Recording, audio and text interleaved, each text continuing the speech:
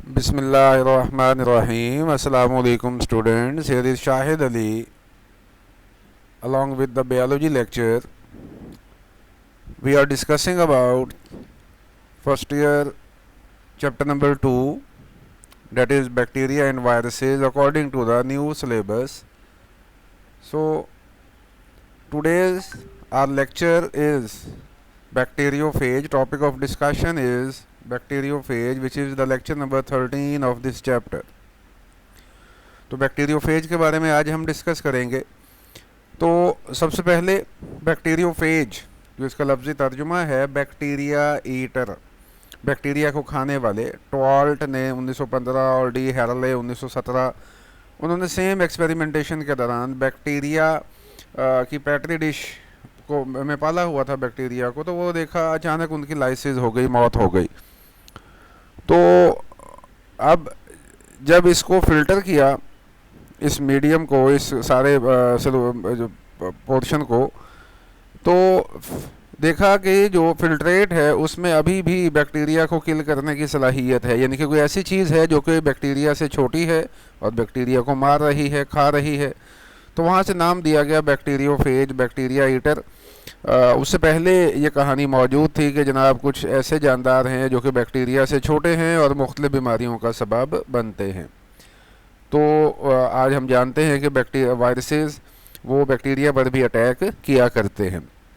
आगे shapes of bacteriophages. Bacteriophages complex हैं, complex shape रखते हैं, कॉम्प्लिकेटेड हैं। तो क्यूबिकल शेप भी है। आइकोसाहेड्रल, आइकोसाहेड्रल जिसमें 20 नुकरें पाई जाएंगी, फेसेस पाए जाएंगे। देन हेलिकल, बल खाते हुए भी हैं। और कॉम्प्लेक्स टैडपोल शेप भी इसकी पाई जाती है। ये जो टैडपोल शेप है, कॉमनली हम इसी शेप को यहाँ पे डिस्कस किया करते हैं, जो कि हमारे सिलेबस में ज़्यादातर जिसको जो है स्टडी किया जाता है, पढ़ा जाता है।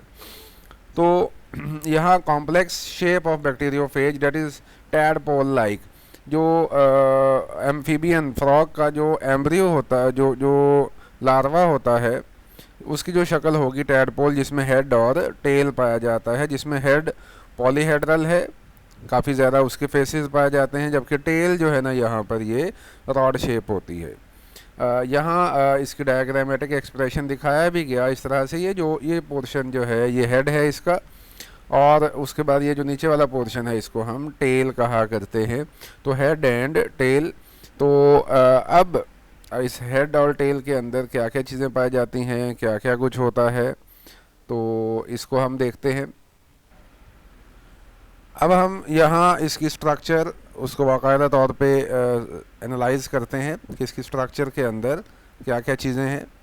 तो यहाँ इसकी स्ट्रक्चर के अंदर अगर हम देखें तो मोस्ट कॉम्प्लेक्स वायरसेस हैं। तो यहाँ जो बेस्ट नोन वायरस जिसको हम अपनी स्टडीज़ के अंदर, रिसर्चेज के अंदर देखा करते हैं, जो कि एक बैक्टीरिया है, इकोलाई, सब बड़ा मशहूर बैक्टीरिया है। इसके ऊपर ये अटैक किया करता है, इसे हम टी फेज कहते हैं। तो बैक्टीरियोफेज का निक नेम फेज भी है। और यहाँ जो टी फेज है जो ई कोलाई के ऊपर अटैक करता है, तो इसकी भी बहुत सारी टाइप्स हैं, जिसमें से T4 जो है वो सबसे ज़्यादा कॉमन है। तो अब इसकी शेप, जैसे हमने कहा कि इसमें हेड भी है, टेल भी है। तो इसका जो हेड है वो इलोंगेटेड पायरामिडल शेप है with 2 triangles having a common base. तो इसकी शेप के अंदर यहाँ अगर हम देखें तो ये इसका हेड है। इसके हेड में जहाँ भी ये इस तरह से, जैसे ये हम बेस एक देख रहे हैं, ट्रायंगल देख रहे हैं, इसी तरह से ये एक ट्रायंगल है, इसी तरह से यहाँ भी ट्रायंगल्स होंगी और वो बेसिस पर आपस में जुड़ी होती हैं। तो एक तो ये बात यहाँ पे बयान की गई। Hexagonal with 6 sides. ओवरऑल इसका हेड जो है ना उसका हेक्सागोनल है, हेक्सा मीन 6, तो 6 नुकरे हैं इसके अंदर, और ये प्रिज्म शेप्ड होता है। जनरल अगर हम देखें तो प्रिज्म शेप्ड इसका अपीयरेंस है। उसके बाद कंपोनेंट्स ऑफ हेड, हेड के अंदर होता क्या क्या है। तो एक तो कोट जाहिर बात है बाहर वाले पोर्शन को कहते हैं। तो कैप्सिड कोट जो है ना वो एक प्रोटीन से बना है, और इस कोट को हम कैप्सिड कहते हैं। अब ये एक प्रोटीन से बना हुआ है जिसने अंदर जेनेटिक मटेरियल उसको सराउंड किया होता है। इस जेनेटिक मटेरियल को हम कोर कहते हैं क्योंकि ये अंदर वाली साइड पर मौजूद होगा, और इसका जो जेनेटिक मटेरियल है वो डबल स्ट्रैंडेड डीएनए होता है जो कि इनसाइड द कोट है। ये दोनों चीज़ें मिलाकर हेड कहलाती हैं, जिसमें जेनेटिक मटेरियल यानी कि डीएनए का कोर और उसके बाहर प्रोटीन का कोट पाया जाता है।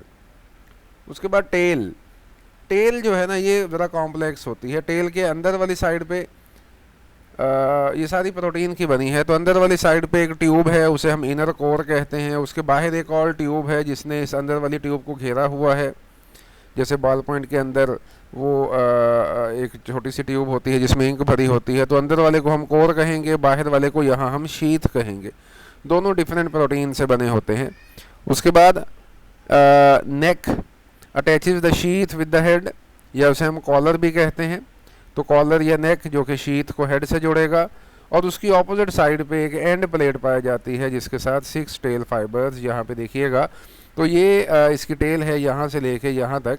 इस टेल के साथ यहाँ जो हेड को टेल से जोड़ेगा उसे कॉलर या नेक कहते हैं, हमारे सिलेबस में नेक कहा गया। उसके साथ साथ यहाँ ये ट्यूब शीथ है, और इसके अंदर एक और ट्यूब है जिसे हम कोर कहेंगे, और फिर एंड पे बेस प्लेट या एंड प्लेट, और उसके साथ यहाँ tail fibres 6 tail fibre attach होते हैं। तो ये इसकी स्ट्रक्चर यहाँ एक जो है ना हम देख सकते हैं इस तरह से कि ये हेड, उसके अंदर ये जेनेटिक मटेरियल, बाहर कैप्सिड जो कि प्रोटीन का बना हुआ है, और उसके साथ साथ यहाँ आप ये टेल फाइबर जिसकी मदद से ये होस्ट सेल के साथ अटैच हुआ, कॉलर है, ये शीथ है, इस तरह से बेस प्लेट। तो ये इसकी स्ट्रक्चर यहाँ पे देखी जा सकती है बैक्टीरियोफेज। अब बैक्टीरियोफेज की इम्पोर्टेंस क्या है? ये ना horizontal transformation of genetic material, यानी कि एक ऑर्गेनिज्म से दूसरे ऑर्गेनिज्म, ये कैरियर है जेनेटिक इंजीनियरिंग के अंदर। अब इसमें हम करते ये हैं, आगे देखते हैं ज़रा। ये देखिए ये बैक्टीरियोफेज है, हमने इस बैक्टीरियोफेज के अंदर यहाँ अपनी पसंद का जीन भी दाखिल कर दिया। उसका एक अलग मैकेनिज़्म है, वो कैसे हमने किया।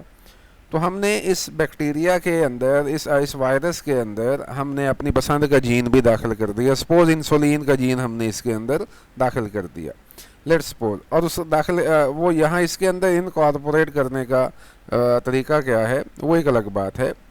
तो ये हमने यहाँ इसके अंदर फॉरेन जीन दाखिल कर दिया, इंसुलिन जीन। अब ये बैक्टीरियोफेज जो है ना, ये बैक्टीरिया पे हमला करेगा और अपना डीएनए इसके अंदर घुसेड़ देगा, जैसा कि नॉर्मल इसके लाइफ साइकिल के दौरान होगा। अब यहाँ से ये जो बैक्टीरिया का डीएनए और ये इंसान के इंसुलिन का जीन या डीएनए, ये बैक्टीरिया के डीएनए, वायरस का डीएनए और इंसान के इंसुलिन का डीएनए, ये बैक्टीरिया के डीएनए के साथ मिल जाएगा। इंटीग्रेशन कहते हैं हम इसे। इस तरह से जब ये इंसान का इंसुलिन का जीन या डीएनए बैक्टीरिया के डीएनए का हिस्सा बन गया, तो अब बैक्टीरिया को हम ट्रांसजेनिक बैक्टीरिया कहेंगे। ऐसा बैक्टीरिया जिसके पास फॉरेन डीएनए मौजूद है, ट्रांसजेनिक बैक्टीरिया। अब होगा ये कि बैक्टीरिया हर 20 मिनट के बाद डबल हो जाएंगे, 1 से 2 हो गए, फिर इनमें आगे मज़ीद 20 मिनट के बाद यहाँ से 1 से 2, यहाँ भी 1 से 2 डबल हो जाएंगे। हर 20 मिनट के बाद पॉपुलेशन डबल हो जाती है बैक्टीरिया की। तो जब ये बैक्टीरिया करोड़ों की तादाद में होंगे, तो जब ये देखिए यहाँ पे जैसे हमने इंसुलिन का जीन इसको दिया, तो ये इंसुलिन के जीन की 2 कॉपीज़ तैयार हो गई दोनों बैक्टीरिया के अंदर। पॉपुलेशन डबल हुई तो जीन की कॉपी भी डबल हो गई। इससे हम एक तो जीन क्लोनिंग का काम करते हैं।